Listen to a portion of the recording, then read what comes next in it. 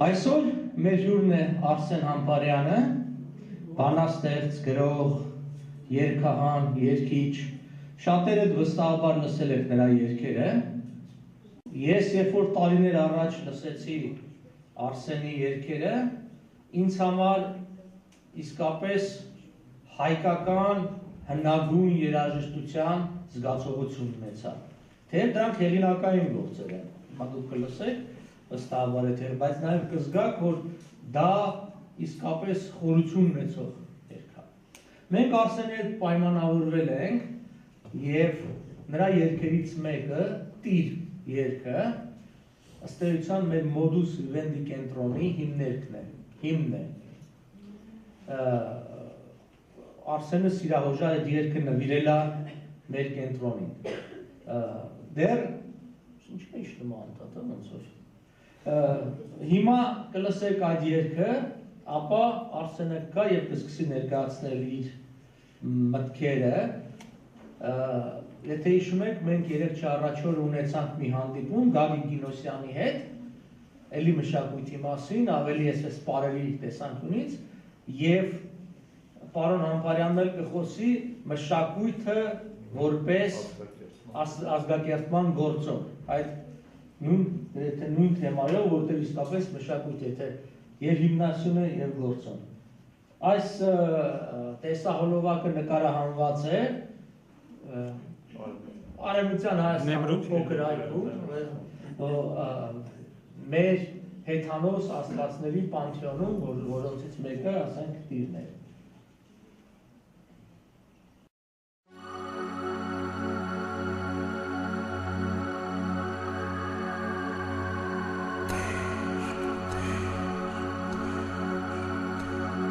Տիր դրոշ մտիր աստվածագիր,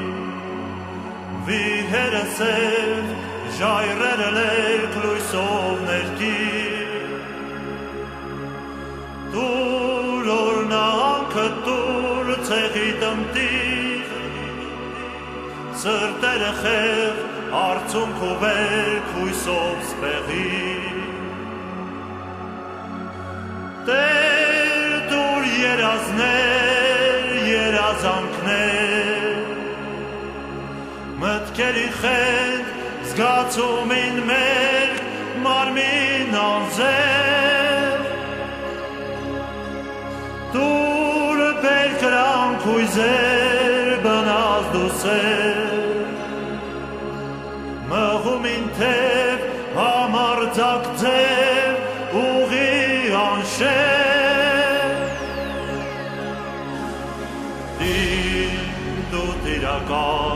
կամ արանձեր, գիսով անձիր, հարկամրջիր, երկին երկիր, տուր ծիրանին հուր, ուշ բարեբեր,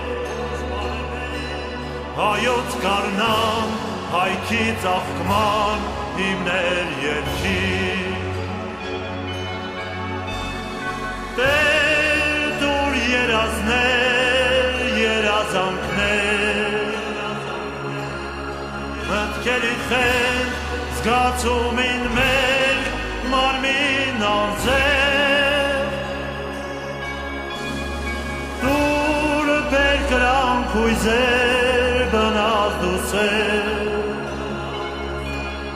մղումին թև, համարձակ ձև, ուղի անշեղ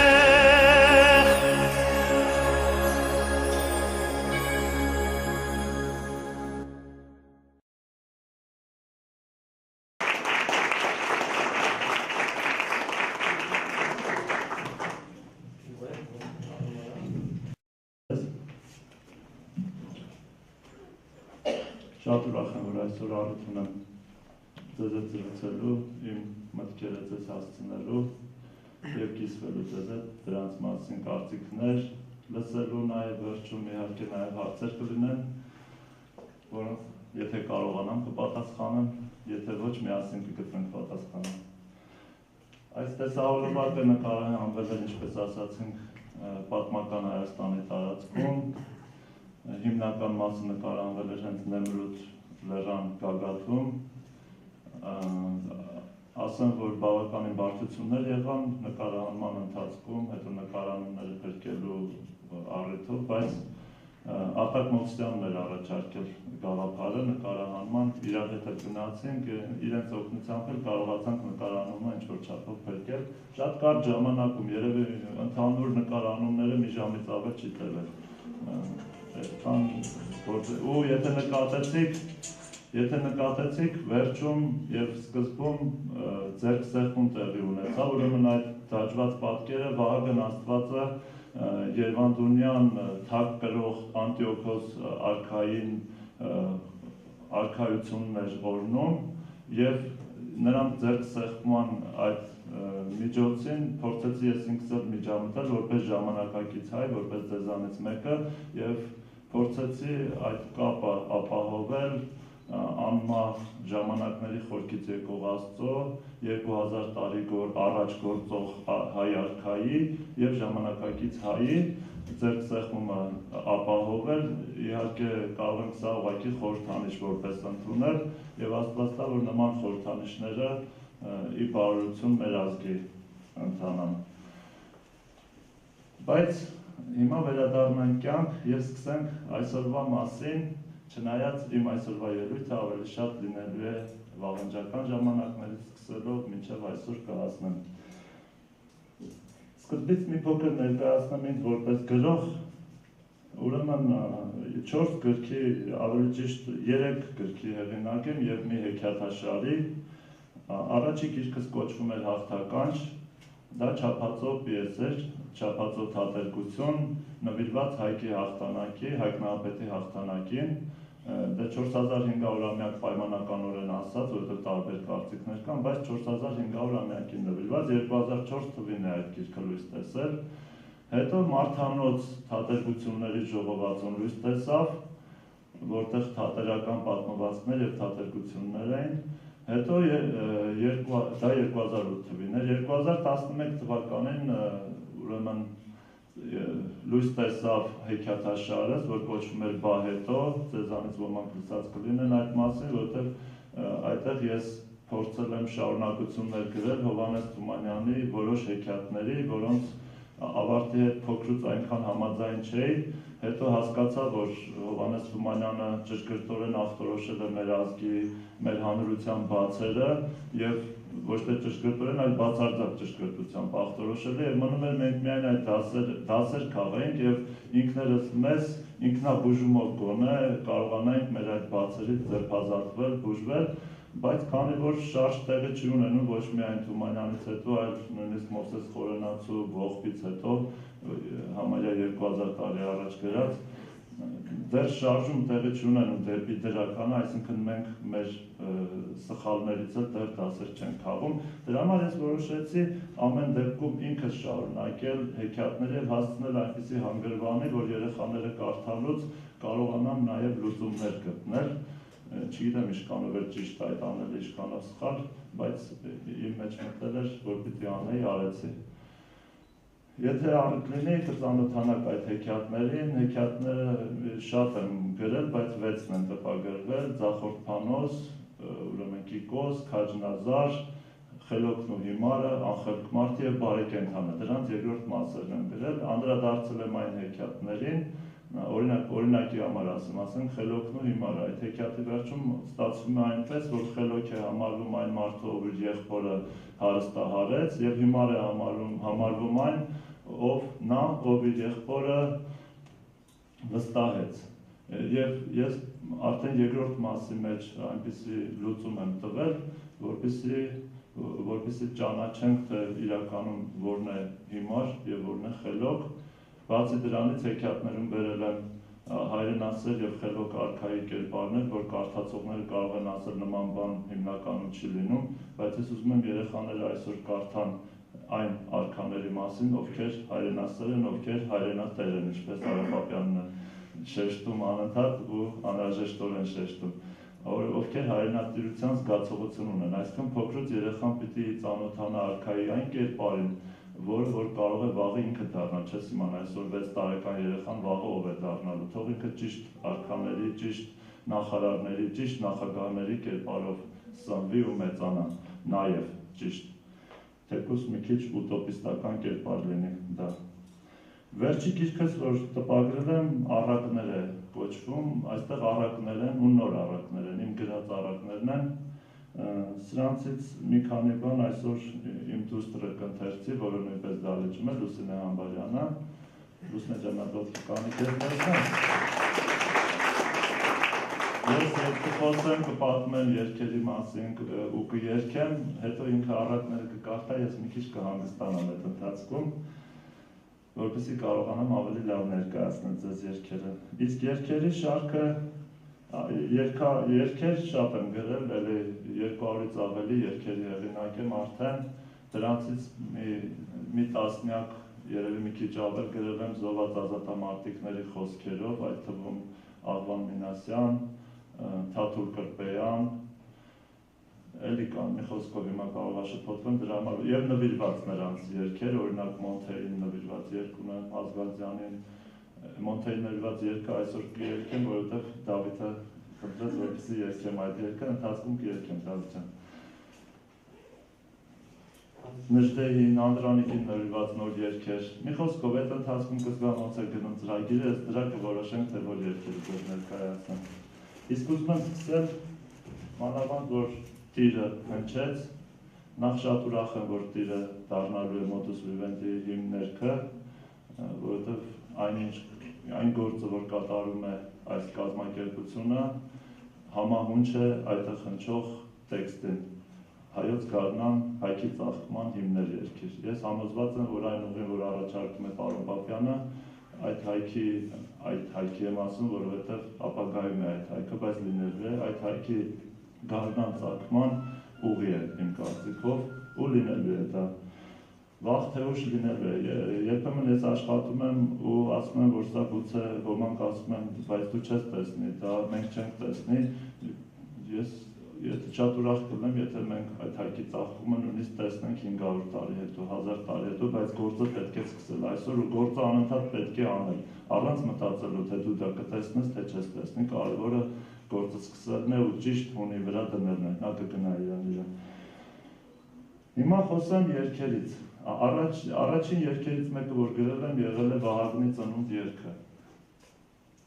Ինչու եմ ուզում այս մասին խոսել, որովհետև Վահագնի ծնունդը ինքը իր մեջ պարունակում է և գիտական նյութ, և արվեստի նյութ, և ինչպես նաև պատմություն։ Վահագնի ծնունդը շատ շնորհակալություն Մովսես Խորենացու, որ այդ պատառիկը փրկեց և փոխանցեց մեզ,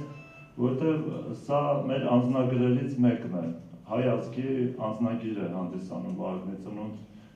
այդ ցուցազնավեպի, հերոսավեպի, այդ փոքրիկ հատվածը նույնիսկ։ Եթե կարելի է հեռախոսները Վանդա Կանիշի, որ երկար ծխմած պահի կանչատի։ Ուրեմն, ինչի մասին է խոսքը, եթե մենք Վահագնի ծնունդ տեքստին ուշադիր լինենք, երկներ երկին, երկներ երկիր, երկներ և ծով ընձրյանի, երկնծովուն ուներ, սկարմիրիկ ընդ երեգնիկ, ընդ երեգան փող բոց ելաներ, ընդ երեգան փող ծուխ ելաներ, եվի բոցույն վազեր, խարտյաշ պատանեկիկ, նա հուրեր ուներ, ապատե բոց ուներ մորուս և աչկունքն էին արեգակունք։ Ուրեմն այստեղ մենք լսում ենք երեգան փողի մասին, որը բերելու իմաստ ունի նաև երեգնյա փողի գաղափար ունի, մենք լսում ենք այնտեղից վազող խարտյաշ պատանեկիկ Վահագնի մասին, որը նաև որպես արև է հնչում, արեգակ է հնչում, արեգ է զուգահեռը Վահագնի, և մենք այսօր, երբ լսում ենք աստղագիտական որոշ վարկածներ ու արդեն բավականին հայտնություն ունեցող վարկածներ, օրինակ սև խոռոչների մասին, այդպիսի հաղորդում կար, և այնտեղ համարվում էր, որ սև խոռոչները դրանք զագարատիպ ինչ-որ բաներ են, որոնց մեջ աստղերը, մարող աստղերը մտնելով, դա կլանում է աստղերին, աստղերը մտնելով լիցքավորվում են և նորացած ծնվում են, այսինքն ինքը մենք որ ասում ենք, որ ժամանակ կգա արևը կմարի, այս գաղափարը բերում է նրան, որ այդ խոռոչները ինդուկցիոն կոճի նման ինչ-որ բաներ են, որոնց մեջ մարող աստղերը նորից լիցքավորվում են եւ նորացած ծնվում որպես պատանեկիկ։ Ու այս գաղափարը ամբողջությամբ մենք կարող ենք տեսնել որպես ինժեների աչքով, եթե նայենք, կարող ենք տեսնել Վագնի ծնունդ այդ էպոսա երգի մեջ ու ընդհանրապես շատ բաներ կա, որ հեքիաթի ու առասպելի ձևով մեր մեծերը, մեր հները փոխանցել են մեզ։ Երբ ինքը որպես գիտելիք է առաջ եղել, բայց երբ որ այդ գիտելիքի, երբ որ ասենք աշխարհի կործանում է տեղի ունեցել սառցապատումային ժամանակաշրջանի հետ կապված կամ ջրեղեղների հետ կապված, մենք հիմա էլ կարող ենք պատկերացնել, եթե ասենք այդ ինստիտուտները, հոսանքը բան վերանան, գիտական նյութերը վերանան, ինքնաթիռները բան, մենք արդեն այն ինչը որ պատկերացնում ենք, այսօր տեսնում ենք, գիտենք, մենք դա արդեն հեքիաթի նման ենք փոխանցելու մեր հաջորդներին, եթե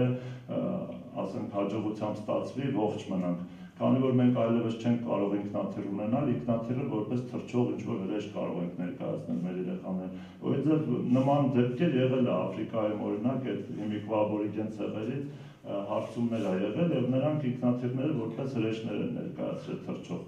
Ու այս առասպելի փոխանցումը,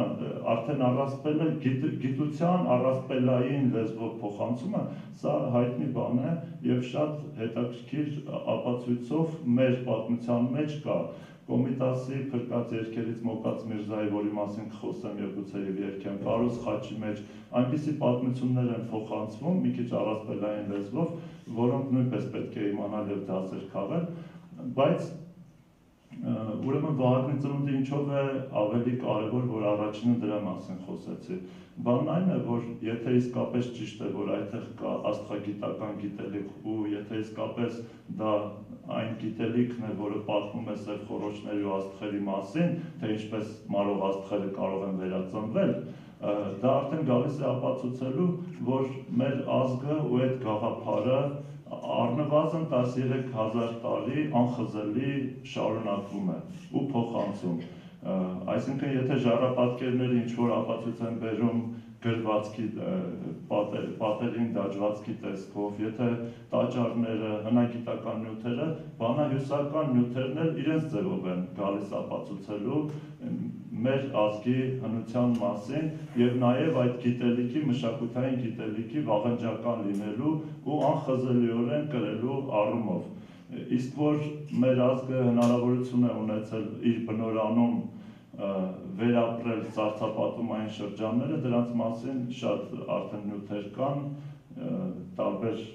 եւ քարանձավակերպների եւ պատմաբանների մոտ ապացուցում են, որ Հայաստանում հնարավոր է շարունակվել կյանք, այդ մասին չեմ ուզում անդրանալ։ Հիմա ես ձեզ համար կերկեմ Վահագնի ծնունդ երգը, որի մասին այդքան խոսեցի ու կշարունակենք։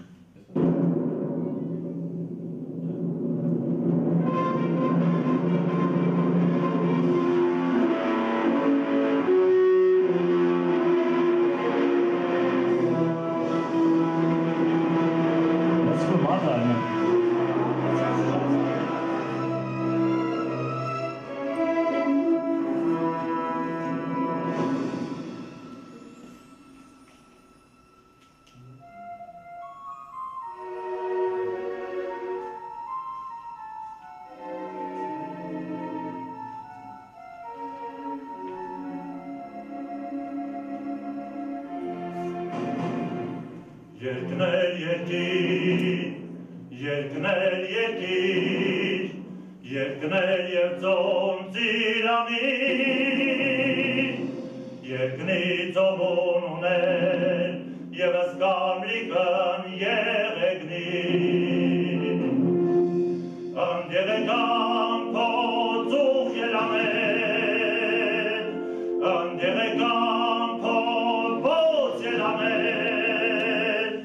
և ի բոցույված էր խարտյաշ պատանեկիկ, խարտյաշ պատանեկիկ, խարտյաշ պատանեկիկ,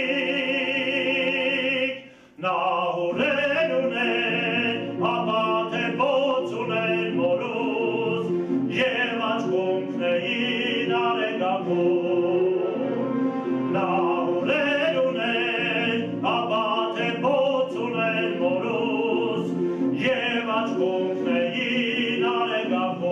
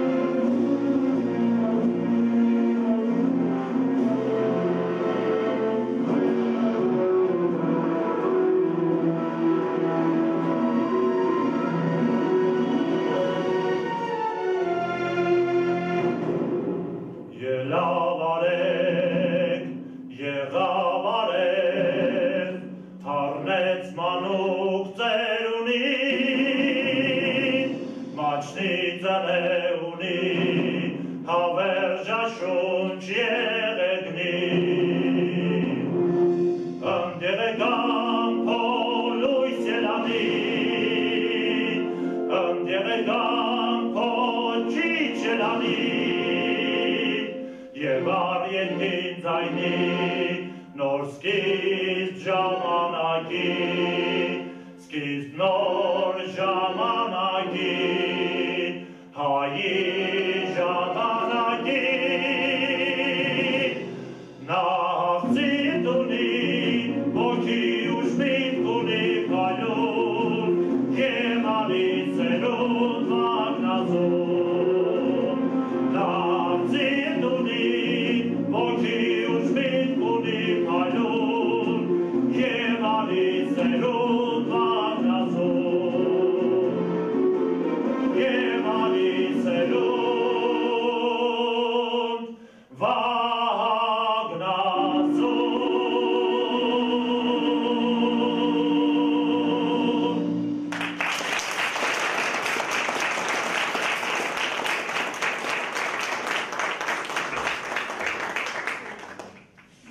Ես որպես շարունակություն այս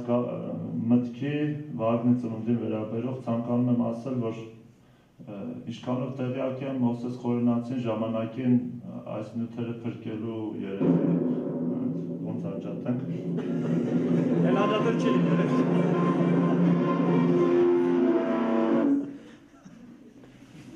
Այս նյութերը փրկելու երևի պատճառով կամ ուրիշ մի այլ պատճառով մեր ազգային անձնագիրը գուցե փրկվելու պատճառով այն ժամանակ որոշ չափով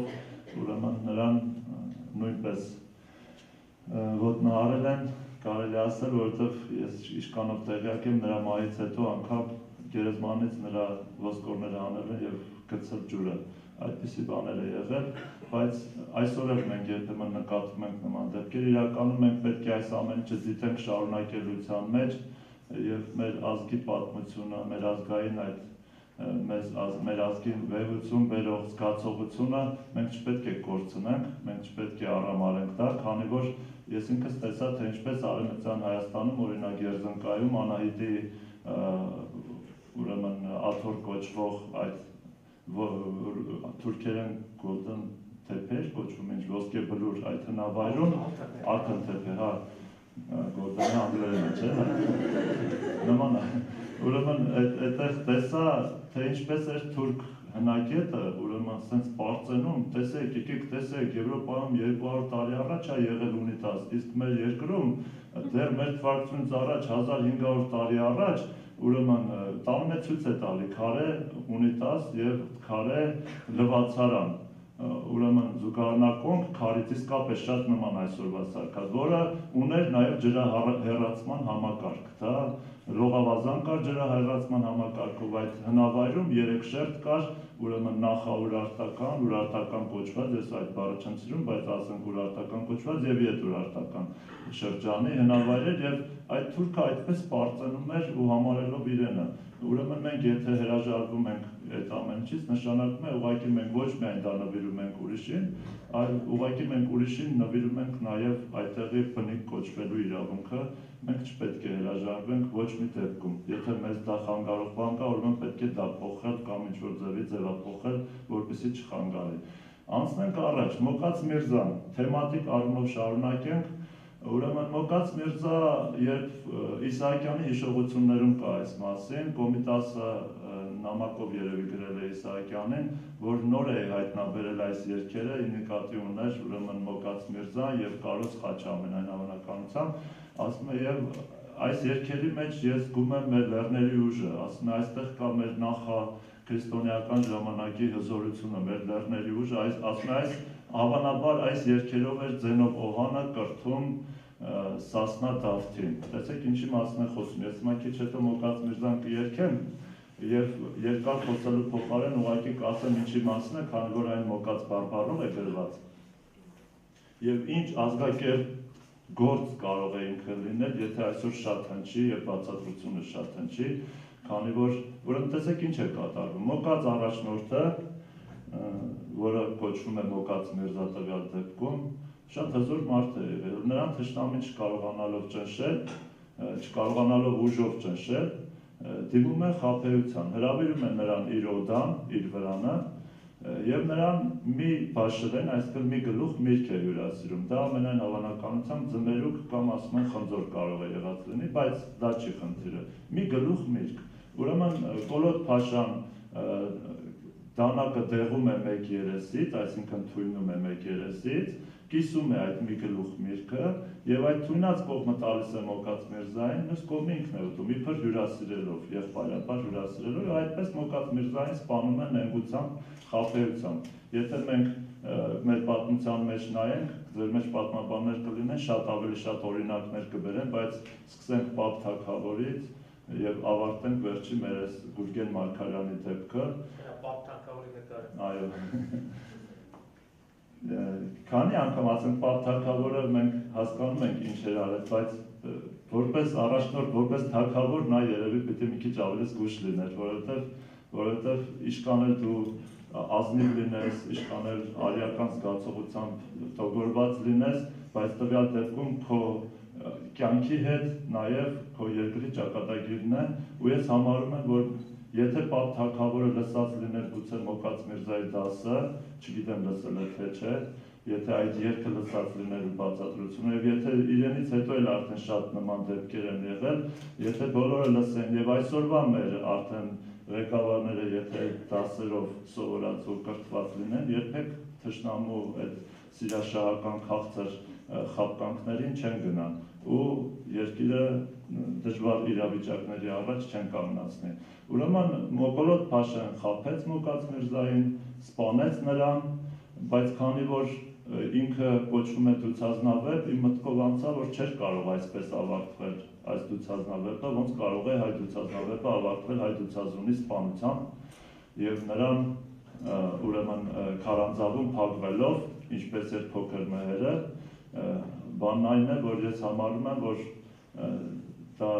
կարող է ճիշտ լինել, կարող է սխալ, բայց ես համարում եմ, որ Մոկաց Միրզան պարզապես մեր Սասնա ծռեր էպոսի Մոկաց տարբերակն է, մի քիչ ավելի հին տարբերակը, որովհետև հնարավոր է, որ ոչ թե Մոկաց Միրզա է, այլ Մոկաց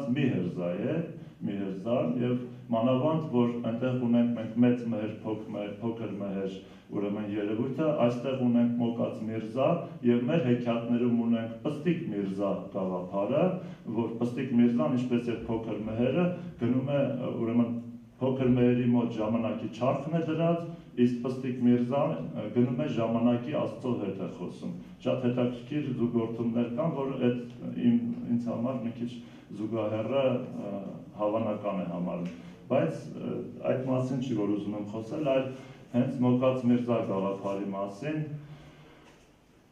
երևի ավելի լավ կլինի արդեն երգը երգեմ, որտեղ պատմեցի, հիմա մի քիչ որ խոսեմ, ձանձրալի կլինի արդեն երգը երգեմ, Մոկաց Միրզա, Կոմիտաս։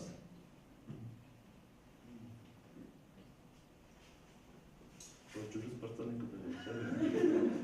Յոթ կրել։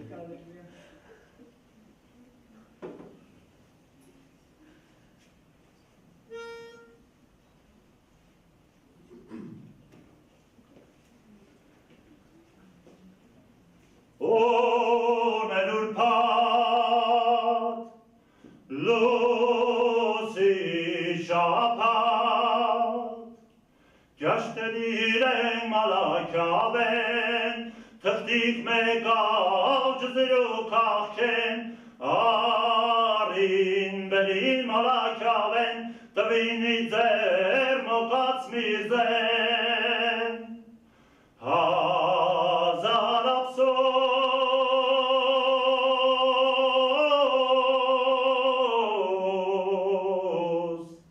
Մոկաց Միրզեն,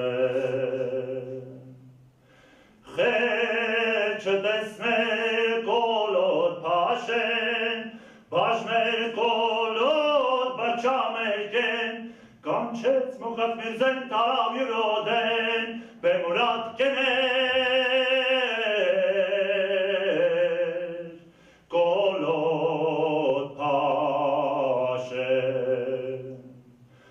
արեց պարենի չաշուկեն, Եդու արեց մեկ բաշըլեն, արեց բերավ դանակ դեղեց մեկ երեսեն, կաժեց կաժմին կերավ, մեկ եդու Մոկաց Միրզեն, բեմուրատ կեներ,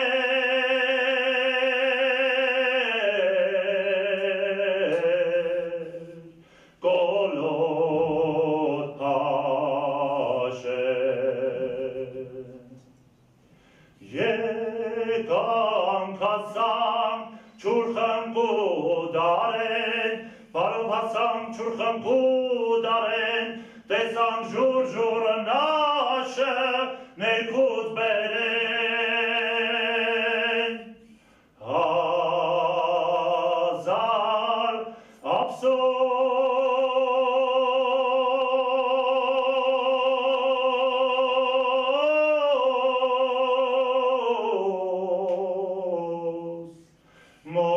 մոգաց Միրզեն, խաբար տարեք մալաքյավեն, խաբար տվեք բերդի խաթունին, թող գաբար յուր թախտեն, համեթազեն ակնեսին, ինչի բերդի խաթունեն, հազար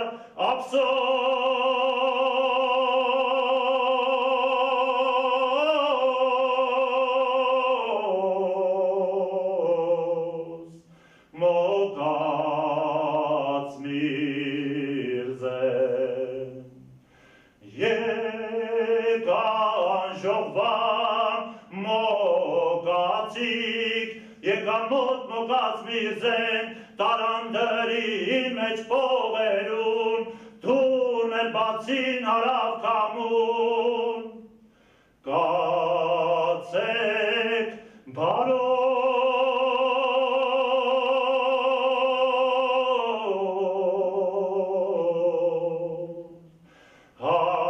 հազար տարով,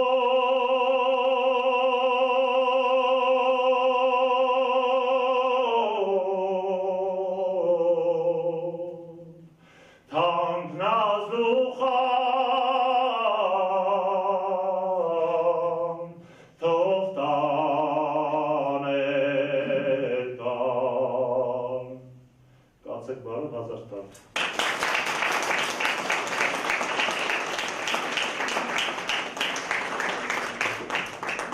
Երկելու ընթացքում, վերջի տների ընթացքում հիշեցի, թե ինչ է ուզում ասել ու կիսատ մնաց, բան այն է, որ սա համարվում է դուցազնավեբ և իսկապես այդպես էլ կա, և իմ մտքով անցա, որ չէր կարող այդպես պատահել, որ ուղղակի նա զոհ էր ու այդ որ ասում է պողերում դրեցին, դա քարանձավն է, այդպես դրանով ավարտվեր նրա թաղման հանգամանքով, ու մտածեցի, ինքս էլ ճիշտ ասած փորձեցի շարունակություն գրել, ինչպես ասացի հեքիաթների դեպքում, այստեղ էլ եմ նման բան արել, ինչպես տեսակ Վագնի ծնունդի մեջ էլ եմ արել, ես համարում եմ, որ եթե մարդը ուրեմն ապրում է հայեցի, ուրեմն մտածողությամբ, զգացողություններով իր կյանքը անկեղծ ու ազնիվ է ապրում, ու հնարավորինս աշխատում է սնվել հայկական ուրեմն այդ նյութով, հոգենյութով, նա հնարավորություն է ստանում, չեմ ասում դա ես ինքս կարողանում եմ անել, բայց ինքս համարում եմ, որ այդպես ապրող մարդը իրավունք ունի փորձ անի վերածնելու, որովհետև ես համարում եմ, որ վերածնումը շատ ավելի հավանական է, քան վերծանումը։ Եվ մենք այն ինչ որ համարում ենք կորսված, մենք կարող ենք վերածնել մի օր դա անպայման։ Ուրեմն մտքովս անցա, որ նրա կինը Բերդի խաթունը, որ նախավերջի տան մեջ, որի մասին ասացի, ինչի Բերդի խաթունն ես դու, հանեց հին շորերը և նորը և հինը հագավ, այսինքն սգի շորերը հագավ, ուրեմն Բերդի խաթունը վրեժ է լուծում և գնում է Կոլոտ Փաշային սպանում է, մի խոսքով իր երկիրը վերականգնում է, ամուսնու վրեժը լուծում է, որդիներին մեծացնում է, այսպես շարունակություն եմ գրել, 4 ճյուղեր ավելացրել եմ իմ համար իբր իմ գլխից հորինելով, մի օր այս մասին ասացի ուրեմն բանին, Խորեն Պալյանին, ինքը ասեց, իսկ դու գիտես, որ իսկապես շարունակություն կա, բայց ոչ չափածո ձևով, ասեց կամ Մատենադարանում, կամ Էջմիածնի ուրեմն գրամատյաններում կա նման բան, արձակ պատմած, որ իսկապես Մոկաց Միրզայի կինը վրեժ է լուծել, ինչպես Անահիտ Թագուհին, ժողովրդական պատումներում կա, ես ապշեցի, որովհետև դա ուղղակի ընդհանրապես ես ենթադրել եմ, զգացել եմ, բայց հիմա ինձ դնենք մի կողմ, կարևորը այդ չի, կարևորը այն է, որ մեր հերոսները իսկապես հենց այնպես անհետք չեն մահանում և մենք ուղղակի մեր պատմությունից անընդհատ կտրվում են փառավոր մասը, որը կարող է մեր ազգի մեջ հանգարց ուժ արթնացնել, որ ինքը կարող է իր ճակատագրի տերը լինել, այդ մասը անընդհատ կամ օտարների կամ մեր միջոցով կտրվում է եւ մենք կարծես որբ ենք մնում մեր ապագայից։ Ես ուզում եմ, որ մենք անընդհատ տեղը լինենք մեր անցյալի, որ որբ չմնանք մեր ապագայից, մեր ապագայի տեղը լինենք։ Իսկ այժմ Լուսնեին կխնդրեմ մի երկու առակ կարդալ, հետո նորից կշարունակեմ նման թեմայով։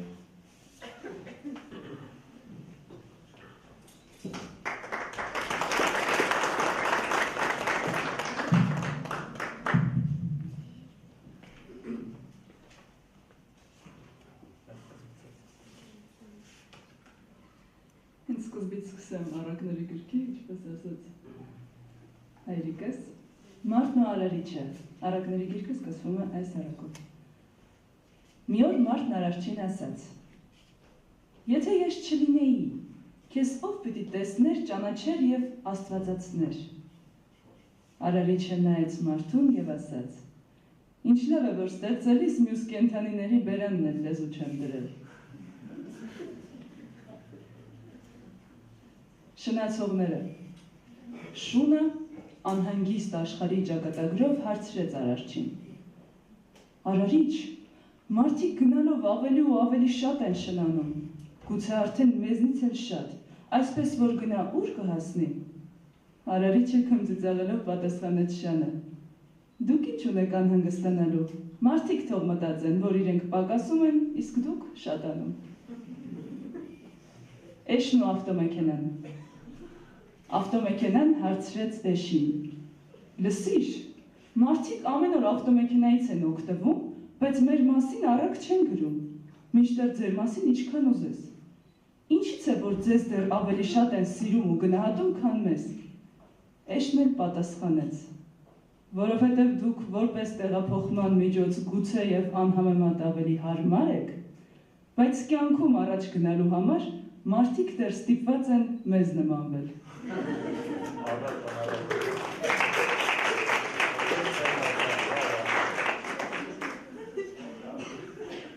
Առակ անառակի մասին։ Մի առակ ասաց, երբ մի անգամ մարդկանց պատմում էր հին ու նոր իմաստուն առակներ մարդկանց, կենդանիների, աշխարհի, տիեզերքի եւ արարչության մասին, ու մարդիկ սիրով լսում էին եւ ընդունում, նրանց միջից մի հայտնի անհաջող քաղաքական գործիչ հանկարծ հայտարարեց. Հիմարություն, ում են պետք դրանք, մարդկությունն ապրել է ու կապրի առանց հեքիաթ ու առակների եւ ավելի լավ։ Մինչև հանկարծակի եկած առակասացը կպատասխաներ նրան, մարդկանց միջից նրա առակները հափշտակված լսող մի մարմնավաճառ կին ոտքի ելավ ու ցույց տալով քաղաքական գործչին բացականչեց. Ժողովուրդ, հիմա ես եմ իրականում անառակ, թե նա, որ ապրում է առանց առակ։ Եվ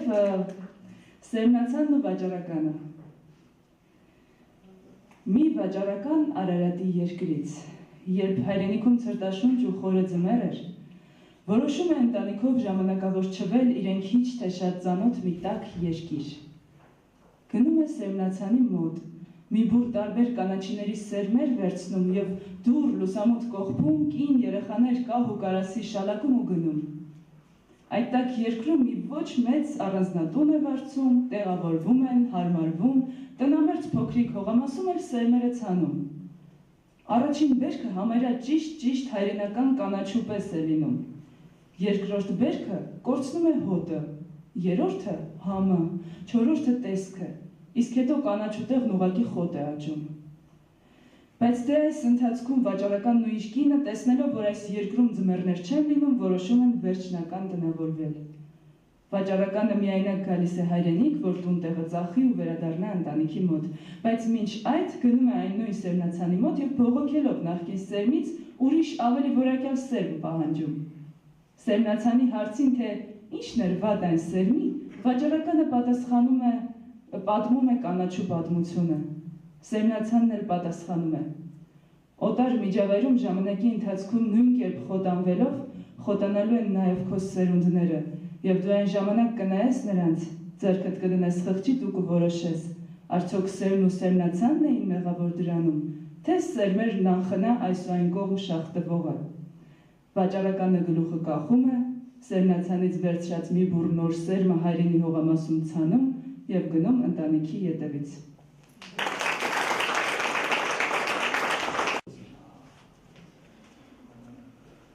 Կարոս խաչի մեջ ուրեմն սա նույնպես հնուց եկած երգ է, որի մեջ պատմվում է այն մասին, թե ինչպես 40 հայ հոտաղները, իհարկե պատահական թիվ չի 40-ը, 40 հայ հոտաղները կարոս խաչն են սարքում, բացատրվում է, թե ինչպես են սարքում, թզենու թվով ուրեմն կարոս, ոնց էր մի րոպե, 40 հոտաղ մեջ մեկ դաշտին, չոքան լացին ու աստված կանչին, պողե ուրձեն խաչ շինեցին, ուրեմն խնձորները զարկեցին 4 թևերին, թզենու թփով փաթաթեցին, մի խոսքով այդ խաչը սարքում են, տանում են դնում են վեր տաճարին ու պտտվում է ու այդ խաչը ուժ է տալի հայոց ազգին։ Ուրեմն ասում է գիշեր լուսք ուտար վրեն գեղին, ցերեկ խով կաներ մեջ գեղին։ Այս գաղափարը իհարկե արդեն առասպելական ձևով որ կարդում ես, արդեն ինքը հետաքրքիր է հայոց ազգին, ինչ որ խաչ են սարքել դրել են տաճարին, սա էլի հնուց եկած բան է, մեր ազգը հնուց ձև է խաչապաշտ է եղել։ Եկած բանը, ուրեմն դրեցին եւ դա սկսեց զորություն տալ, բայց երբ որ որպես ինժեներ ես կարդում, այստեղ տեսնում ես արդեն հողմաղացի գաղափարը ու տեսնում ես, թե ինչպես ասենք լավ հասկացանք ցերեկը խով կաներ, բայց գիշերը ոնց էր լույս տալի այդ խաչը, եթե մի քիչ պարզունականացնենք եւ գիտական բան ասենք, արդեն տեսնում ենք ջրաղացից, հողմաղացից ուրեմն էներգիա ստանալու գաղափարն ես տեսնում, ուրեմն հնարավոր է, որ վաղուց կամ էլ այդ հին էներգիա ստանալու ձևի էլի հեքիաթային փոխանցման գաղափարը կա։ Այստեղ կարող ենք ասել, գուցե զուգադիպություն է, ուղղակի պատահել է, sense պատահաբար խոսքերի բանաստեղծական մեջ բերում է, որ ասենք գլխին ընկել եւ գրել են ժամանակին կամ բանահյուսել են, բայց շարունակությունը երբ լսում ենք, ուրեմն Քուրդամիրը, որ լսում է այս խաչի մասին, ասում է այդ խաչը վայել չէ հայոց ազգին, այդ խաչը վայել է իմ դիվանին, գնացեք այդ խաչը բերեք, հայերի ձեռքից խլեք։ Գալիս են հայերի ձեռքից խլելու, ինչ է ստացվում, այդ ովքեր որ գալիս են ուզում են ձեռք տան, ուրեմն բացատրվում է այսպիսի բան, որ ուրեմն ատամներ թռան վերջակտին, այնպիսի բացատրություն է տալիս, որ ոնց որ հոսանքը խփի մարդուն։ Շատ հետաքրքիր հենց տեքստը բերում է դրան, ու ով որ գիտե նրանից օգտվելու ձևը, այդ խաչից կամ էլ այդ հոսանքից, նրան ոչինչ չի պատահում, գաղտնիքը իմացողին, բայց չիմացողի համար դա դառնում է աղետ, ինչպես եւ այսօր հոսանքի վրա, չէ՞ որ այդ նշանը որ դրած է, զգուշացեք, դա ոնց որ չարաղետ ինչ որ բան լինի, բայց ընդհանրապես դա զգուշացում է, ով չգիտի դրանից օգտվելու ձևը, իր համար կարող է մահ լինել, իսկ ով գիտի նրա համար լույս կարող է լինել, այդ լույսով էլ այսքան բան կարող է ստեղծել, ասենք կամերա, այս կոմպյուտեր, այս բարձրաձայնող բան, այսինքն դա կարող է նաև բարիք դառնալ։ Ուրեմն այստեղ էլ մի հետաքրքիր էլի ինժեներական պատմություն գյուտել կա այս կարոս խաչի մեջ, որ սենց մենք հերթով մեր այդ բոլոր հին բաները քննում ենք, մեջը շատ հետաքրքիր նյութեր են դուրս գալի, որը կարող է ճիշտ լինել, կարող է եւ սուտ լինել, կարող է հեքիաթ լինել, կարող է եւ իրականություն լինել, ամեն դեպքում եթե կա արդեն գաղափարը, շատ ավելի լավ կլինի, որ նման բաներով զբաղվեն ինստիտուտները եւ փորձեն ապացուցել կամ հերքել դրա ճշմարտացիությունը։ Սա էլ կարոս խաչի մասին, իսկ այն վերջի առակը, որ լուսին են կարդաց, դա արդեն իրական չնայած բոլորն էլ ինչ-որ չափով իրականությունից են ծնված, բայց այդ վերջինը հենց մեր այսօրվա իրականությունից ասենք ծնված երևույթ է, իմ բարեկամների հետ է պատահել այդ բանը, իսկապես այստեղից կանաչուսել տարավ, որ այնտեղ հեռուներում կարողանա Հայաստանի համը զգալ, ու իսկապես խոտ դարձավ այդ կանաչին, ու իսկապես նրան ասացի, որ տենց էլ սերունդներդ են խոտանալու, իսկապես նա իր ընտանիքը հավաքեց, եկավ Հայաստան, ետ վերադարձավ, գուցե գցեց, բռնեց, մտածեց, գուցե հավատաց, որովհետև իր աչքով էր տեսել, իսկ այն ովքեր որ իրենց աչքով չեն տեսնում, կարող են եւ չհավատալ, թե ինչ է տեղի ունենում։ Բայց այս պայմաններում ես հասկանում եմ, որ հիմա մեր երկրում մի քիչ մարդկանց դժվար է ապրելը, բայց շատ տեղերում ու համարյա ամեն տեղ ինչ-որ չափով դժվարություններ կան ուրիշ տեսակ, այդ դժվարությունները հենց նրա համար են ու հենց այն պատճառն են, որի պատճառով չարժի լքել հայրենիքը, այսինքն հայրենիքը չարժի թողել դժվարությունների մեջ եւ հեռանալ։ Իսկ դրա համար պետք է մի քիչ էլ մարդկանց մեջ հայրենիքի զգացողությունը արթնացնել, որովհետև երբ մարդը իմանում է, որ իր ծնողը հիվանդ է եւ հենց այդ ժամանակ է լքում նրան, նա ավելի զազրելի է, քան այն ժամանակ, երբ որ գիտի ծնողը լավ վիճակում է։ Ուրեմն այդ բոլոր դժվարությունները, որոնք որ բերվում են որպես պատճառաբանություն հայրենիքը լքելու, դրանք իրականում հենց այն պատճառաբանություններն են, որի համար անհրաժեշտ է մնալ երկրում եւ գործ կատարել։ Իսկ նման մարդկանցից մեկը, ով մնաց երկրում եւ գործ կատարեց եւ համաշխարհային կարգի գործ կատարեց, դա Դանիել Վարուժանն էր։ Դանիել Վարուժանը նրա ստեղծագործությունները բոլորն եմ ես սիրում, ճիշտ ասած, եւ նրա բանաստեղծություններից 3-ը երգի են վերածել, չգիտեմ քանիսը այսօր կերկեմ, բայց այս պահին ուզում եմ երգել Նավասարդյանը Անդաստանը, քանի որ մանավանդ որ հիմա մենք մոտենում ենք ուրեմն մեր Եղեռնի ոգեկոչման 100-ամյակին, իդեպ զուգահեռ ասեմ, որ այս թեմայի արդեն արծարծումն էլ ինձ մի տեսակ հոգնածնում է, երեք էլ լսում է ինչ-որ համերգներ, բաներ, ժամանակին մենք էլ ենք արել, բայց հիմա այնքան շատ են բանանում, որ մի տեսակ այդ թեմայի կներեք բառից համար բռնաբարում է տեղի ունենում արդեն, օգտագործում են ուղղակի, չի կարելի, ցավագին մոտեցում կա ու Եղեռնը ճիշտ ասած ես ինքս ավելի շատ համարում եմ մեր ազգի ամոթը, մեր տղամարդկանց ամոթը, ոչ թե դրանով մենք պիտի պարծենանք ու դրանով պիտի ճանաչվենք աշխարհով մեկ։ Բայց Դանիել Վարուժանը լինելով Եղեռնի զոհ, գիտեք հայ բանաստեղծը, որ Եղեռնի զոհ գնաց, եւ եղեռական ժամանակներում ինքը իր որոշ բանաստեղծությունների մեջ ուրեմն պայծառատեսորեն գուշակում էր մեր ազգի ապագան, որոշ բանաստեղծությունների մեջ վրեժի էր կոչում,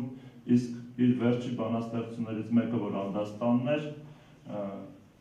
աշխարհի 4 կողմերին, արյան մեջ հեղեղված ազգի մեջից ծնված բանաստեղծը աշխարհի 4 կողմերին խաղաղություն, սիրերգություն, բերկրություն ցանկացավ։ Սա մի բան է, որ արդեն աստվածային ոլորտներն է գնում եւ աշխարհում ուրիշ ոչ մի ազգ երևի ուրիշ մարդկությունը ուրիշ նման երևի պոետ չի ունեցել, չունի եւ կարծում եմ չի էլ ունենա, որովհետեւ դա ունենալու համար պետք է համընկնի այդ հանգամանքը, այդ պոետը պիտի լինի հզոր, պիտի իր ազգը այդ ընթացքում տեսնի եղեռ եւ ինքն էլ պիտի այնքան վեհ հայկական ուրեմն բարությամբ ու արդարությամբ լցված լինի, որ գրի կարողանա իր մեջ այնքան ուժ գտնել, որ արյան մեջ խեղված ժամանակ ինքը աշխարհի բոլոր ազգերին, աշխարհի 4 կողմերին խաղաղություն մաղթի։ Ես այդ երգն եմ ցանկանում ձեզ համար հիմա երգել, երաժշտության հեղինակը ինքս եմ, իսկ խոսքերի հեղինակը մեծան Դանիել Վարուժանը։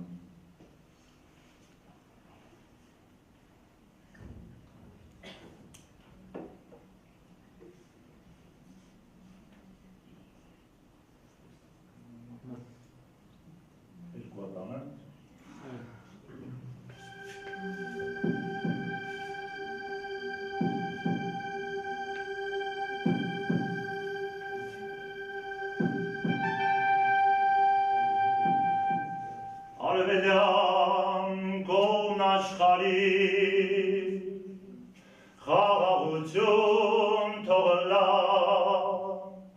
ոչ արյուններ քրտին փոսին,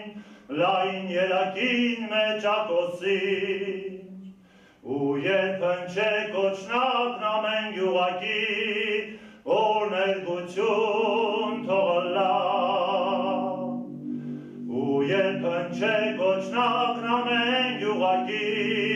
օրներգություն թողլա։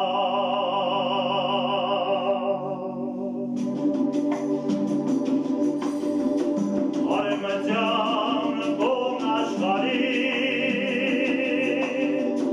վերիություն թողլա,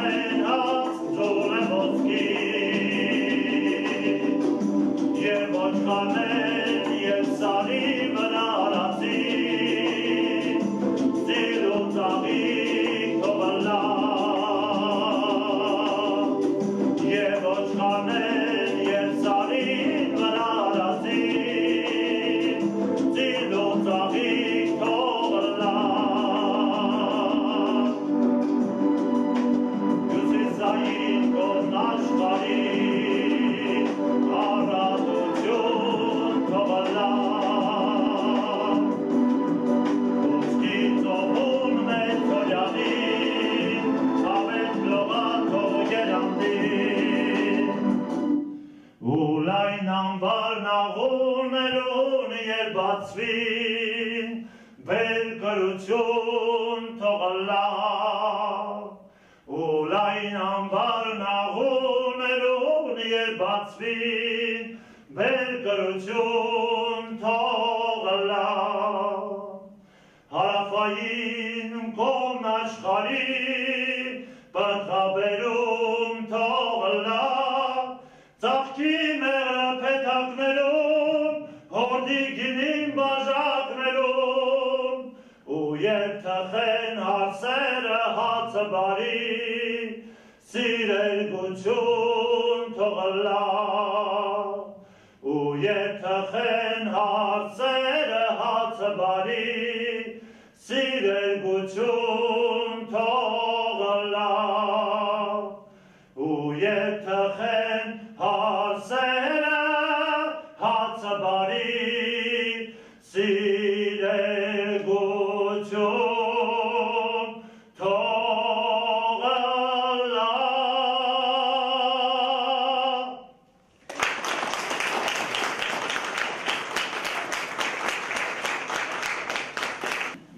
Ճիշտ ասած, մի տեսակ սկսեց խանգարել, ինձ լավ չէի լսում, դրա համար անջատեցի։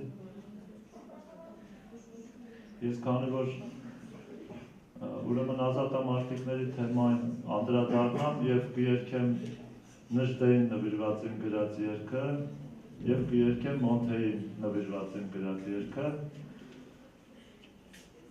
Նժդեը փակված լինելով Երևանի բանտում խնդրեց, որպեսզի իրեն տեղափոխեն մի այլ օտար երկրի բանտ։ Եվ ես հակված եմ համարել, որ նա այս բանը արել է, որպեսզի մեզ իր սերունդներին հայերիս ազատի իր երկրում սպանված հերոսի կրողը լինելու այդ խարանից։ Նրա մեր ճակատը ազատել է, մաքրել է այդ խարանից, որ մենք այսօր կարող ենք ասել, որ մեր բանտերում մեր ձեռքով սպանեցինք մեր Նժդեին։ Ես համարում եմ, որ նա մահվան ժամանակ էլ մեր մասին էր մտածում։ Եվ այս երգը, որ գրեցի, կոչվում է Նժդեը Երևանի բանտում։ Ուրեմն այստեղ իհարկե նվիրված է Նժդեին, բայց նրա կերպարում կարող են տեսնել ցանկացած մի հայի, ով պատրաստական է իր կյանքը եւ մահվան եւ զոհվելու գնով, ինչպես նաեւ աշխատանքի գնով նվիրելու հայրենիքին, նվիրումով այսինքն, քանի որ այդ մարդիկ պատրաստ են ամբողջությամբ նվիրվել հայրենիքին, ու երբեմն մեր ազգի այն մասի կողմից, որը Նժդեը սիրում էր կոչել ազգի տականք,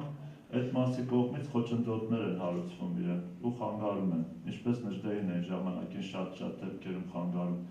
Եթե չեն էլ խանգարում, գոնե չեն օգնում, այդ չօգնելն էլ ինչ-որ չափով խանգարել է, ու այդ ամեն խանգարելն ու չօգնելը ազգանպաստ գործում մարդկանց, ովքեր փորձում են անել, եւ ոչ միայն ազգանպաստ, այլ ընդհանրապես մարդկությանը նպաստավոր գործերում,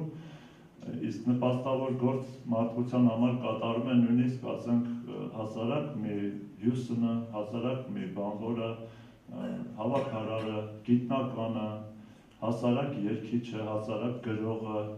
հասարակ մի գիտնական ասեցի արդեն, մի խոսքով բոլորը մի ազգանպաստ ու մարդանպաստ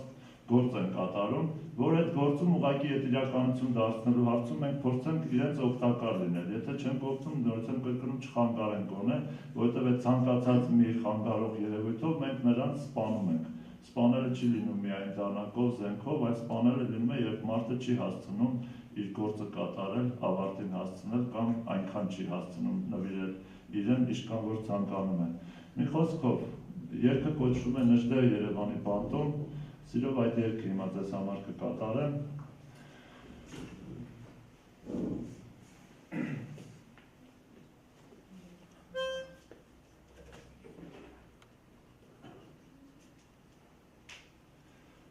Ինձ մի սպանեք իմ հողում, հայի ձեռքով հարազատ, մի հոգի ենք մի արյուն, պտուղ ծառի նույն արմատ, մի հոգի ենք մի արյուն, պտուղ ծառի արին ույն արմատ, տարեքերու հերու շատ, օտար երկիր օտար բան, տարեք մահից էլ անդին, բայց մոտ պահեք ձեր սրտին, տարեք մահից էլ անդին, բայց մոտ պահեք ձեր սրտին, ես չեմ ուզում ձեր սրտում, ցավը մարմուր տահետո, նժդեմ բույնին կորցրած, ծառից պոկված դառնացած, նժդեմ բույնին կորցրած, ծառից պոկված դառնացած, տարեք հերու շատ, օտար երկիր օտար բան, տարեք մահից էլ անդին, բայց մոտ պահեք ձեր սրտին, տարեք մահից էլ անդին, բայց մոտ պահեք ձեր սրտին, հոգիս թաղեք ձեր հոգում, կյանք սանթեղեք ձեր կյանքում, ցեղնին կենաց տան է, արփին ոգուս տաբանը, ցեղնին կենաց տան է, արփին ոգուս տաբանը, տարեք հերու շատ, օտար երկինք օտար բան, տարեք մահից էլ անդին, բայց մոտ պահեք ձեր սրտին, տարեք մահից էլ անդին, բայց մոտ պահեք ձեր սրտին, բայց մոտ պահեք հայ սրտին։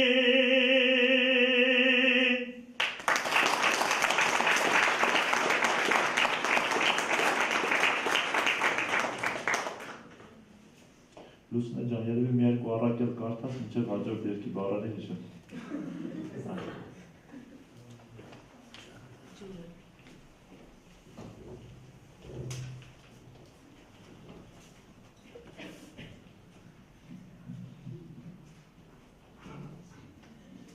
Վարչակետը։ Կետերից մեկը շատ խոշորացավ ու ծովարյուծ արքան նրան նշանակեց վարչապետ։ Բայց քանի որ այս կետն ավելի խոշոր էր, քան իր նոր պաշտոնը, եւ նրա կինն էլ առանձնապես չէր հավանում վարչապետ բառը, դրա համար իր առաջին իսկ հրամանով բառը փոխեց եւ իրեն կոչեց վարչակետ։ Երկրորդ հրամանով ջրի հարկը դրեց ձկների վրա, ամեն ամիս 10 մարգարիտի չափով։ Մանր ձկները բողոքեցին, թե ոնց կարելի է նույն չափով հարկել իրենց եւ ասենք կետերին։ Վարչակետն ասաց. ճիշտ եք, եւ խոշոր ձկներին ազատեց ջրի հարկից։ Հետո նրանցից յուրաքանչյուրին նշանակեց այս կամ այն վարչության պետ ու դրանով իսկ մանր ու միջին ձկների վրա դրվեց մի մեծ վերջակետ։ Եվ երբ մանրերը համարյա վերացան, խոշորները սովից մարացան ու հայտնվեցին իրենց իսկ դրած մեծ վերջակետի տակ։ Նոր միայն հասկացան տեսությունը հարաբերականության։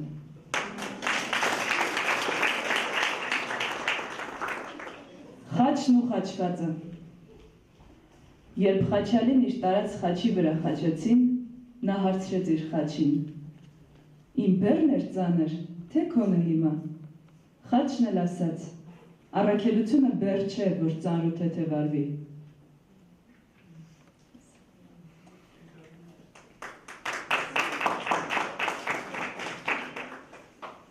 Առաջինն ու վերջինը։ Ժամանակներից առաջ առաջինն ու վերջինը վիճեցին, թե որն է ավելի կարևոր, լինել առաջինը, թե վերջինը։ Եթե ես չսկսեմ, ոնց քեզ կհասնեմ, հայտարարեց առաջինը։ Վերջինն էլ թե ամեն նորի սկիզբ սկսվում է հնի ավարտից։ Եթե ես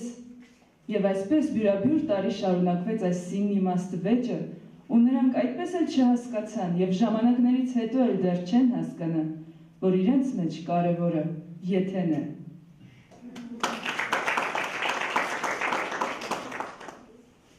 Թագավորն ու հիմարը։ Մի անգամ թագավորի ծաղրածուն մի քիչ չափն անցավ եւ թագավորը նրան սաստեց։ Լեզուդ ներս քաշիշ, քանի դուրս չեմ քաշել։ Արքա, ասաց հիմարը, բայց չէ որ դու միայն ինձ ես թույլ տալիս կեսկատակ կեսլուրջ գոնե երբեմն հանդիմանել քեզ ու ճիշտը բարձրաձայնել։ Եթե ես էլ լռեմ, ո՞նց պիտի կառավարես երկիրդ։ Թագավորն էլ ուզում ես ասել, որ առանց հիմարի հնարավոր չէ երկիր կառավարել։ Իհարկե հնարավոր է, բացականչեց ծաղրածուն,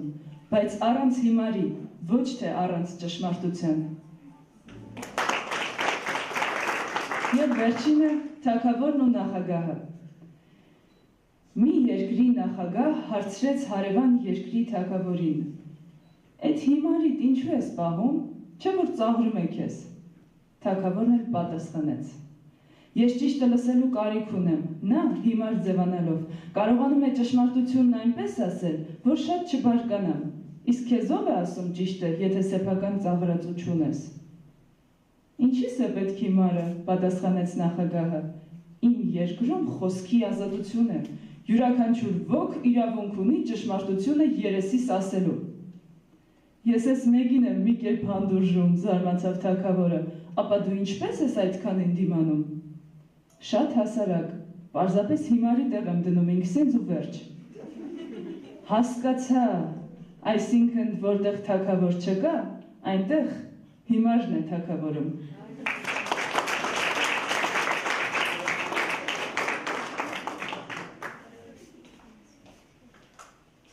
Եվ հիմա կերկեմ Մոնթեի նվիրված երգը,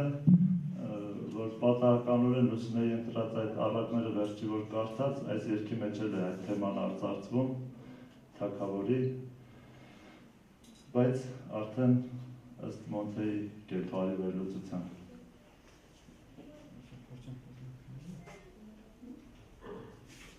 Չէ, անը պետք չի ակապել։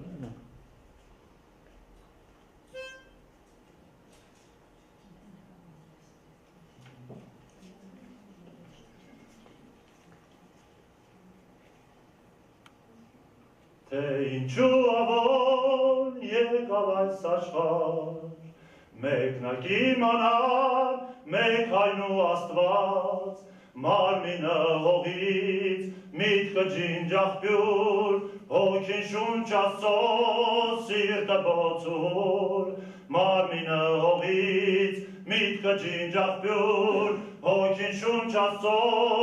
սիրտը բոցուր, Մոնթեն զովեց մարտունի, բայց դեռ հայնուր դարդունի,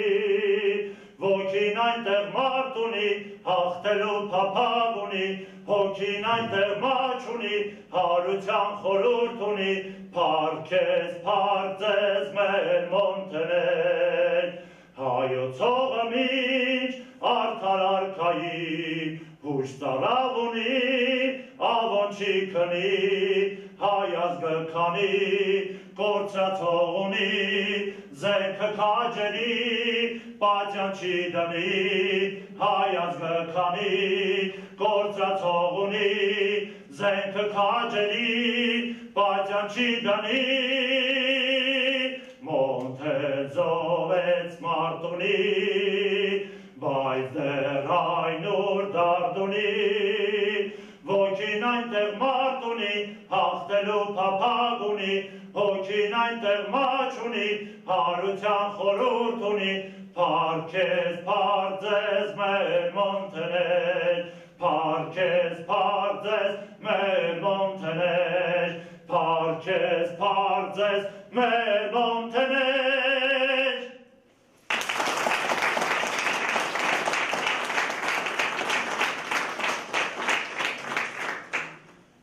Շնորհակալություն, ես մի քանի երգել քիչ հետո կերգեմ։ Հիմա ամեն դեպքում ուզում եմ հարցնել, եթե հարցեր կան, ինչ որ շտապ հարցրեք, եթե չէ, ես կարող եմ անցնել շարունակությանը։ Հարցեր։ Երկի տեսնացրել։ Բայց երկելով դի հարցը տա։ Չէ, պատմել կարելի ասում չդա։ Ինձ հետաքրքիր է նախաքրիստոնեական հայկական մշակույթից ինչ ունենք պահպանված, դեռ մեկը տեսնում ենք Կարմինա, իսկ ուրիշ ինչ տաճարներ։ Դե տաճարներ հնավայրեր շատ կան, թե Մեծամորում, թե ուրեմն Քարահունչ կոչված, ուրեմն Զորաց քարերը, ու շատ բերդեր, ամրոցներ շատ կան ու համարյա բոլոր եկեղեցիների տակ հիմքը մեհյանների հիմքեր են, այդ ոչ ոք չի թաքցնում, անգամ մեջ միացնում, պահված է այդ խորանը ներքևում, կարող եք գնալ, եթե խնդրեք ցույց կտան, ուրեմն կրակարանը եւ ընդհանրապես ամբողջությամբ շատ լիքն է, լեցուն է ու Շենգավիթի Կարմիր բլուրի հնավայրը, Շենգավիթի օրինակ Երևանին համարում են Երևանի սկիզբ իհարկե անվան զուգահեռության առումով, բայց Շենգավիթի հնավայրը առնվազն 6000 տարվա է ու քաղաքային մշակույթ կա այդտեղ, պղինձ է արտադրվել գաղափարներ, ձիու ուրեմն արդյունաբերության մեջ օգտագործելու գաղափարը կա, իսկ այդ ասենք հնավայրերի մասով, իսկ մշակութային արդեն բանահյուսական առումով, թե Սասնաձորերը, թե Մոկաց Միրզան, թե ինչի մասին խոսում ենք, Հայկի առասպելը, մեր շատ բաներ կան, որոնք որ հնուց են ավանդված, մի քիչ ժամանակի, ասենք, առումով կնիկներ են դրած, անվանափոփոխություններ են տեղի ունեցել, որը կարծես թե երիտասարդացնում է այդ գործերը, բայց իրականում իրենց գաղափարով հին են ու հնուց են եկած ու հնուց են ավանդված, էլ չասեմ արդեն ժայռապատկերների այդ մեծ քանակը, որ մենք ունենք, որ երևի ուրիշ ոչ միտեղ չգիտեմ, գուցե կա նման բան, բայց մեր մոտ թե Գեղամալերների ժայռապատկերները, թե Զանգեզուրի շատ են ու ուղղակի ասենք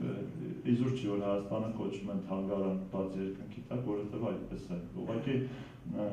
անընդհատ ինչքան ցանկացած ասենք, օրինակ մենք երբ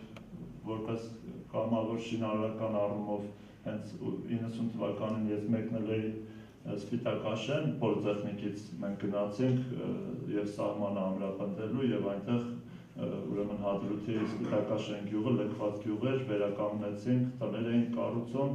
որպեսզի մարդիկ վերադառնան, որովհետև թուրքերը մինչև Հադրութ հանգիստ գնում գալիս էին, այդ օրվանից հետո չգնացին։ Այդտեղ ինչի մասն եմ ուզում ասել, մենք տներ էին կառուցում եւ տների հիմքերը փորելուց միտեղ 5 տարի, ասենք, հնության գերեզման հայտնաբերվեց, միտեղ 10 տարի, այսինքն դու որտեղ Հայաստանում փորես, այդտեղ մի բան կգտնես, հնարավոր չի, որ չգտնես, այո, նույնիսկ ես վերջերս մի հետաքրքիր բաներ պատմեցին, պատմաբաններից չեմ հիշում, Սուրեն Մարտիկյանն էր կարծեմ ասեց, մի հրյա հնագետները Երուսաղեմում, որ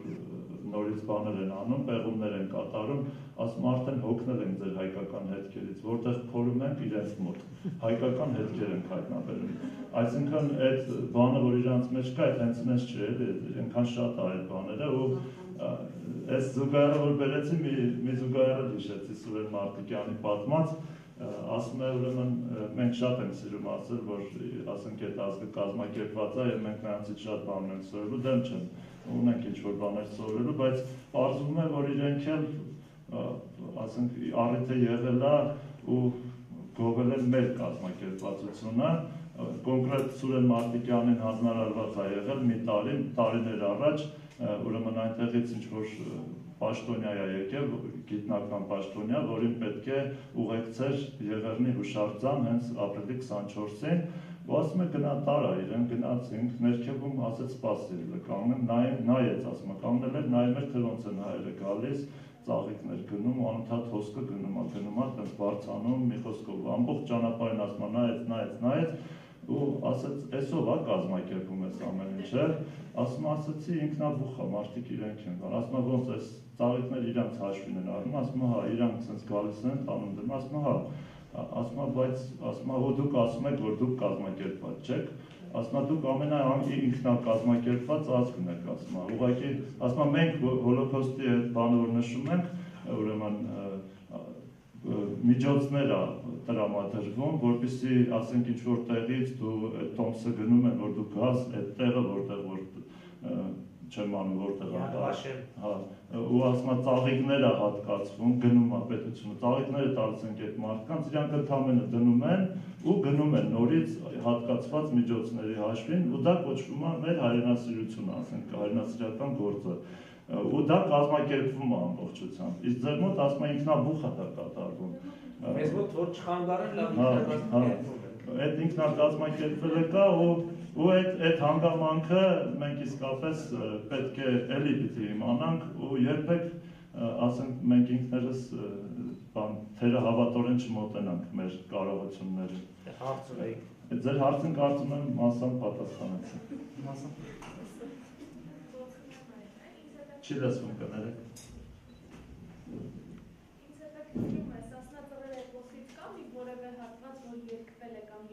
Շատ հատվածներ կա, Կոմիտասը ինքը գրառել է, բավականին հատվածներ, ինքն էլ հենց փորձել է ուրեմն գրել, Արթուր Շահնազարյանն էլ ձայնագրել է, վերականգնել է, բավականին մեծ հատվածներ, ուրեմն Սասնա ծռերից, ու ասենք մանավանդ այդ ողորմիները այնտեղի, որ ասում է, դառնամ զողորմի տամ, քարսուն տամ, դեղծուն տամին, Սասնա ծռերին, այդ որ ասում է, այդ ողորմիները բոլորը երկվելով է ասվել, հետո պատմել են բան մասին այդ արդեն մնացած մասը։ Հիմա ես կարող եմ սխալ երգեմ, մոտավորապես հիշում եմ երգերը, բայց կարող եմ սխալ երգեմ, դրա համար չէ։ Մեկ-մեկա չգիտեմ,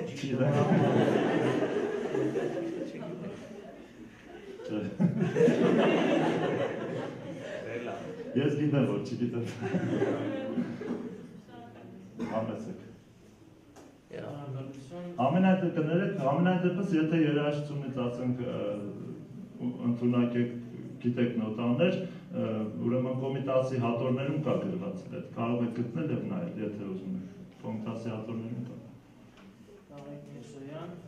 ինձ հետաքրքրում է, թե հեթանոսությունը ինչ բացատրություն է տալիս, ով է մարդը, ինչ առաքելություն ունի և մարդու մահից հետո ինչ է լինում մարդու մարմնի հետ և հոգու հետ։ Ուրեմն ես շնորհակալություն ձեզ հարցի համար, ես ինքս չեմ կարող պատասխանել, թե հեթանոսությունը ինչ բացատրություն ունի, որտեղ հեթանոսությունը շատ բացատրություններ ունի, ու հեթանոսությունը ասացնել այնքան տարբեր հասկացություն է, օրինակ ես ինքս ինձ համարում եմ ազգային, ես չեմ համարում հեթանոս, որովհետև հեթանոս բառը օտար բառ է ինձ համար, երբ դա թարգմանվում է ազգային, ես պատրաստ եմ կրել ինձ վրա, բայց հազար ու մի բացատրություն ունի, անաստվածություն, ես ինչ հազար ձևի պատասխանելն է, բայց կոնկրետ էթնոս բառից է ամենայն հավանականությամբ այդ բառը և ազգային կրոնների մասին է խոսքը, հավատանքների, եթե այդ տեսակետից ունենանք տարբեր ազգեր և նույնիսկ մեր ազգի մեջ տարբեր բացատրություններ են եղել, ասենք, եթե մենք տարբեր տեսակի բացատրություններ, օրինակ մեր Արայի և Մեհերի դեպքում նույն հարության գաղափարն է, որ շատ ավելի, ասենք Քրիստոսից արդեն 1200 տարի առաջ եղել է Եգիպտոսում Օզիրիսի նույնականացումը կա, ասենք որ նայում ենք այդ հին ժամանակներից, նույնիսկ ասենք բանի համար եգիպտական մի աստվածության գաղափարը, որ իրենց այդ փարավոնը մտցնում է արևապաշտության, պարզվում է, որ իր կինը ուրեմն Նեֆերտիտին է, որին բերում են էլի հայկական լեռնաշխարհից, հարց են տանում, ու հնարավոր է, որ դա նորից հայկական լեռնաշխարհից գնաց արևապաշտական մի աստվածության ինչ-որ գաղափարի տարածում է եղել, բայց ամեն դեպքում գաղափարները և թե ամբողջության պատմությունը, ասենք քրիստոնեության այդ նախաքրիստոնեական պատմությունը ինչ-որ գրվում է, հնում գրված եղել է մի քիչ ուրիշ ձևերով, բայց շատ նման։ Այս շումերական բաները, որ բացվեցին, պատմությունը, որ բացվում է, նույնիսկ ջրեղեղի նույնական պատմությունն է գալիս, անմահության այդ գաղափարի, դրախտի տեղավայրի, ասենք Արարատա երկիրը և դրախտի տեղավայրը, ինչպես է Գիլգամեշ ուզում գնալ անմահության գաղտնիքը այնտեղից բերելու, կյանքի ծառից, չէ, նույն ձևի, այսինքն նույնություն է ամբողջությամբ, որ սենց նայում ենք, մեկը մյուսից ինչ-որ չափով վերցրած, ինչ-որ չափով փոխած, սենց փոխանցվում է։ դա ասենք օդից վերցրած բաներ չի այդ անմահության գաղափարը։ Ես համարում եմ, որ հնում եղել է եւ վերամարմնավորման գաղափարը, ինչպես եւ այսօր կա եւ հոգու անմահության գաղափարն է եղել եւ փոխանցման գաղափարը սերնդեսերունդ, այդպես այս բանը կասեմ։ Խնդրեմ։ Համաձայն։ Նախքան քրիստոնեական Հայաստանի գլխավոր աստվածը, ինչքան որ տեղյակ են երևի, Ար աստվածն է։ Իսկ եգիպտականը Ամոն Ռա է, այսպես ասած։ Ուսոր Արի հակառակը է, Ար Ռա։ Հիմա ինչ որ Կներեք դուք իմ անես թեմայիք բացում, որ ես կարող եմ 2 ժամ խոսեմ այդ մասին, բայց հարցրեք, չէ, ասեք, կներեք։ Մեկնաբան եմ ուղղակի։ Իրաց մոտ աչից ձախ եմ։ Հա։ Անի պատահականությունը թե Արի հակառակը է։ Նույնիսկ ասեմ, որ այստեղ եթե ես այստեղ կասեմ արդեն իմ մտածողությունը, իմ վարկածը այդ մասին,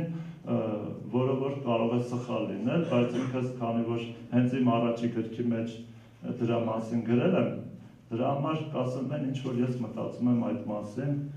ուրեմն այդ առաջի գրքիս մեջ ես տարերին վերաբերող մի գործ էի գրել մեր օրացույցին, հեսա Արմայիսը կասի, իմ հետաքրքիր թեման սկսեց։ Մի խոսք հայկական այգուբենին վերաբերող ուրեմն գործ էի մտահղացել, բան այն է, որ երբ որ մենք ընդունում ենք, ասենք, այսօրվա մեր այգուբենից ելնելով, որ մենք ունենք 30 մաքուր բաղաձայն եւ 6 մաքուր ձայնավոր, ասենք են, ոն չհաշված եւ որովհետեւ ես խոսում եմ մաքուր ձայնավորների եւ մաքուր բաղաձայնների մասին, կրկնությունների մասին չի խոսքը։ Եվ այդ 36-ի իրար հարաբերության շնորհիվ պատկերացրեք, ասենք մենք բաղաձայնները հաշվում ենք B, G, D մինչև F հաշվում ենք եւ 30 հատ բաղաձայն ենք ստանում։ Հիմա այդ բաղաձայնը հնչեցնելու համար եթե մենք ան ենք օգտագործում բագադա, ֆա մինչև, էլի 30 հատ բաղաձայն ենք ու այդպես տարբեր ձայնավորներով բիգի դիբու անում ենք, ունենում ենք 180 հատ տենց բաղաձայն։ Մի ուրիշ տարբերակով է, երբ որ ձայնավորը բերում ենք առջևից, ասենք ա, այս դեպքում էլ կամ ու մինչև ձայնավորը առջևից, էլի 180, 360 հատ բաղաձայն ենք ունենում, 6 հատ ձայնավորներ գումարում ենք, ստացվում է 366, եւ դա ստացվում է տարվա օրերի քանակը։ Շշմելու բանը, հայոց այգուբենը, դա հայոց նաև տոմարն է եղել իմ կարծիքով ամեն օրը իր տառային անունն է ունեցել եւ հիմա ես ինչի սա բերեցի այդ օրինակը, որովհետեւ այդ տոմարային աղյուսակում, որ ես գրել եմ, արը եւ ժան ոնց որ տարվա հակառակ օրերը լինեն, ասենք եթե մեկը հունիսի 21-ն է, մյուսը դեկտեմբերի 21-ն է, արը եւ ժան։ Հիմա ինչի մենք ունենք Արա Աստված, ես կարծում եմ, որ Արա Աստվածը դա հենց Արի եւ Ժայի միացումն է, ասենք Արը արիական ցեղերն են պահել, Ժան գուցե Եգիպտոսի չեմ անում, գուցե սեմական, գուցե չեմ անում, որ քամական ցեղերը, այդ երկուսի միացումով Արան է դառնում, որ Արա արարիչն է, մեռնող, հառնող աստվածության գաղափարն է, հայերենը ինքն էլ գալիս է հուշելու այդ գաղափարը, երբ մենք ասում ենք ասենք, դա նշանակում է, որ կա, լինել է նշանակում, օժանդակ բայ, գիտեք։ Երբ ասում ենք դա նշանակում է, որ կար, այսինքն նա արդեն գնացած է, են եկավ եւ հանգեց, մեռավ, Իսկ երբ որ ասում ենք կլինի, ասենք, ժե ասենք, դա պետք է որ նշանակի մահից հետո, այսինքն հարությունից հետո նրա կյանքը։ Իսկ միացումը, այսինքն արը միջև մահանալն է, ժան մահանալուց հետո։ Մեռնող, հառնող պարբերականության մասին է խոսքը, արա, իմ կարծիքը դա է, համեցեք։ Այո, համեցեք։ Գրիգոր Տաթևացու և Անանյա Շիրակացու գործերում հսկայական ուսումնասիրություն կա այդ մասին և 16,000 գաղտնիքների մասին հայոց այգուբենի աղոթական, նաև Դավիթային հարցն անդրադառնում դրանց։ Դուք առիթ ունեցել եք դրանով հետաքրքրություն։ Մանրամասն չէ, բայց կոնկրետ Շիրակացու և շնորհալու գործերից ծանոթ եմ, որտեղ խոսվում է, որ հայոց այգուբենը դրանք օրացույց են եղել և խոսվում է նաև նրանց ուրեմն հնից դաջվելու և հնչելու գաղափարի մասին, բայց ձեր ասած թեմաներով շատ չեմ ուսումնասիրել, չեմ կարող կոնկրետ բան ասել։ որ դուք ասացիք Մովկաց Միրզայինին։ Պողերը։ Նաև Ղարաբաղի բարբառում շիճող, բայց շշլացող ենք ասում, այս կրակը, որ իսկապես կորովացի համար անահատեսվում, պող են ասում։ Հնարավոր է, որ կրակով այրման բաներն Նման բան կա, ասենք հենց կոնկրետ տներից մեկը, որ չերկեցի, չնայած այդ տան մեջ էլ որ երկեցի, թան գնաց լուխան, թող տան էրկան։ Էրկանը կամ տղամարդ, կամ կրակ իմաստու ունի, գուցե և կրակին տալու մասին է գաղափարը, դա էլ է հնարավոր, բայց պողերուն, ասենք բացատրություններ, որ կարդացել եմ, տվյալ դեպքում ասում են, որ քարայրի մասին է խոսքը։ Ես չեմ կարող վիճել այդ հարցում։ Ուրեմն հին կտակարանում Մովսես Մարգարեն, որ ուղեկցում է հրեաներին, ցերեկը Աստված ամպիսյունով է ուղեկցում, գիշերը կրակի սյունով, կարծում ենք, որ Կարոս խաչի մեջ այս հիշողությունը կա։ Հնարավոր է, բայց ես հակված եմ համարել, որ դա հայկական հիշողություն է, ոչ թե Մովսեսի հետ կապ։ Ինչի նա են հայկական կապ ինչ է։ Այդ իրա գործն է, իրանց գործն է, մենք այնքան հայկական նյութեր ունենք, որ կարիք չունենք մեր երեխաներին ասենք ոչ հայկականը տալու։ Իհարկե ես կարող եմ նաև ասենք երգել ավելի աշխուժ, քոչարիներ, բաներ, բայց մի քիչ եւ թեման եւ իրավիճակը մի քիչ ուրիշ է, նաև տեխնիկայի առումով հարմարությունը մի քիչ լավ չի ստացվի, դրա համար որոշեցի ավելի շատ ակապելա կոչված, որ ինքս թարգմանել եմ, Էգնոսն էլ ասում է, որ ես եմ թարգմանել այդ բառը, բայց բառը դուրս գալիս է, մերկաձայն կերգեմ ձեզ համար, ուրեմն երգեմ երևի Դանիել Վարժանի նորից երգերից մեկը Նավասարդյան, որի վերնագիրը հնչեցրեցի, բայց չերգեցի, երգեմ Դանիել Վարժանի այդ երգը։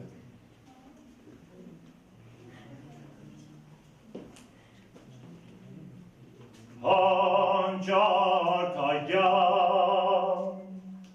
նավասարդյան սատոներուն արևափար, ալվերացն է պլատակներ են և պարագոչ քնարը դար, ալվերացն է պլատակներ են և պարագոչ քնարը դար, հանուն ուժին, հանուն գեղին, մտին է յան աստվածներուն, ջահը ձերքիտ, բագն է բագին, համասպրե հուլու արյուն, և բարձրացուր, անահիտի ծիծենի վեր բաժակըտ նուր, հետո զովող կերթողներուն սրտին վրա, լեցուր, լեցուր, զիմենք, հանուն սերին սերմին, քուհին ցեղիտ մարմարեն կույս, մենք զավակները տոգոստապար, պիտի կերտենք նոր արշալույս, մենք զավակները տոգոստապար, պիտի կերտենք նոր արշալույս։